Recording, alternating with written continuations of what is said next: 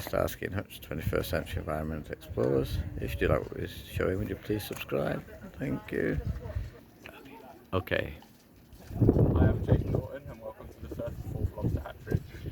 Thank you.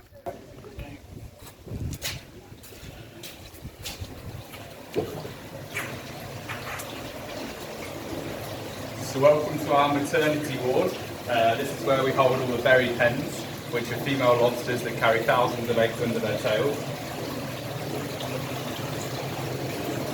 And this is one of our berry hens. You can see under there's thousands of eggs. A female can have up to 20,000 eggs, but one this size probably only has around 2,000 to 4,000 eggs. You can see on our lobsters they have two different distinct claws. So this one's called a crushing claw, and then this one's called the slicing claw. So this is such as a knife, and this is used a bit like a crush. So this is where all the strength is, and then this one chops all the food up, and then they feed the food into the mouth here. So we can have up to 40 to 50 berry hens at a time, and all we're doing is hatching their larvae. So we get up to around 3,000 larvae a day, and they'll flow through our systems into these larval collection tubs here. And then every morning we'll come in and we'll collect them, and then we'll take them into our hatchery. So we're here on the Firth Forth because the stocks out there are deemed to be overfished, and the Marine Conservation Society recently put the lobster population out there on the seafood to avoid list.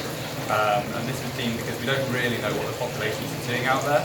So it's really important that we're here to try and enhance the fishery.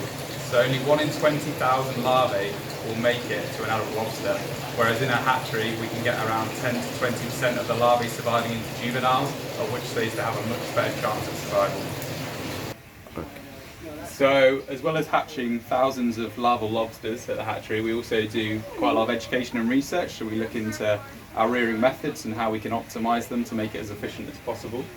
We have lots of students coming here to get really good hands-on experience in conservation and aquaculture, and then we also take volunteers on for awards like the Duke of Edinburgh Award. So here are the larval lobsters that hatched last night. So we bring them in here and put them in a larval tub, and we can have up to, like I say, 3,000 of these a day, and we put them in one of these tubs and swirl them around quite a lot. So they're really cannibalistic, so we want to keep them on the move all the time.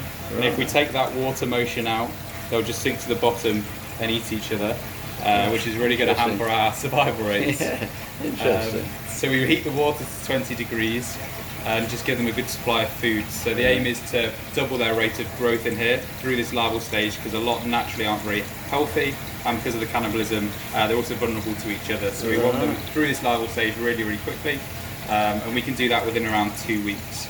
What they'll do is they'll molt their shell 3 times.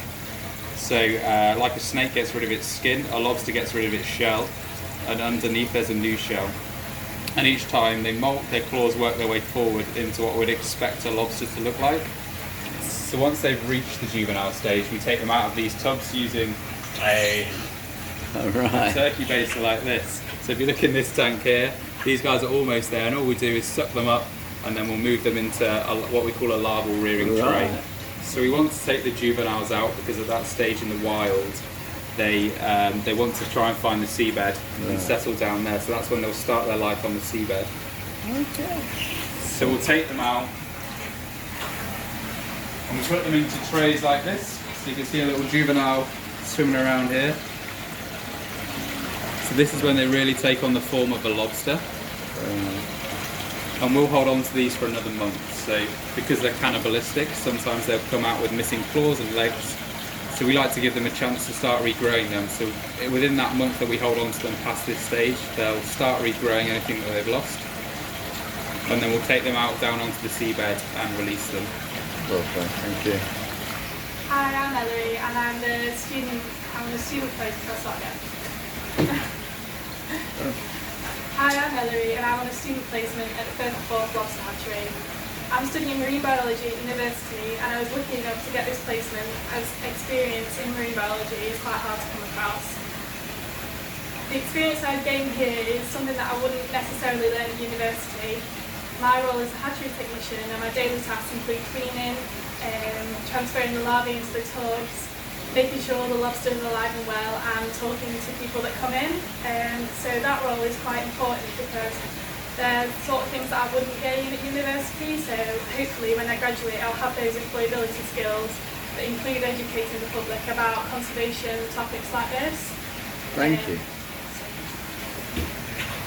So lobsters are really important in the local environment, especially because we have really good kelp forests. And kelp forests can be overwhelmed by sea urchins out there, and the lobsters do a really good job of keeping the sea urchin populations down, as they're eaten quite a lot. So that protects the kelp forest, which provides storm protection to our coastline, as well as many other ecosystem services.